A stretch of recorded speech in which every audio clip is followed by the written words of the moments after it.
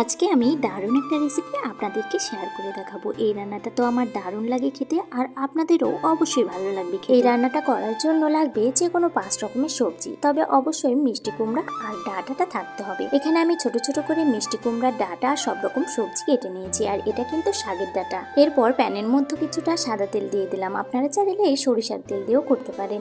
এখানে তেজপাতা, 5 ফোড়ন, দারচিনি, এলাচ আর কাঁচামরিচ ফোড়ন দিয়েছি। খুব ভালোভাবে ফোড়নটাকে একটু ভেজে নিয়ে সবজিগুলো দিয়ে দিলাম।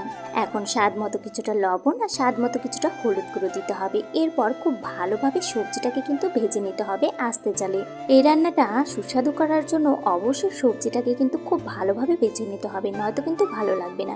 এখন এখানে সবজি ভাজা হয়ে গেছে, এখন সামান্য পরিমাণ আদা জিরে বাটা দিয়ে দিলাম। আদা জিরে বাটা দিয়ে মশলাটাকে খুব ভালোভাবে একটু কিছু সময়ের জন্য আবারও ভেজে নিতে হবে। এখন পরিমাণ মতো জল দিয়ে দিতে হবে।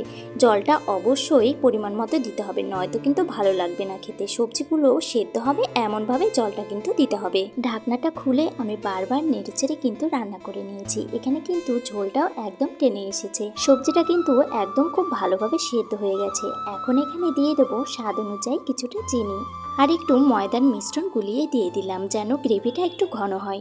এখন একটু নেড়েচেড়ে নামিয়ে নিলেই তৈরি মজাদার ডাঁটা দিয়ে সবজি রান্না।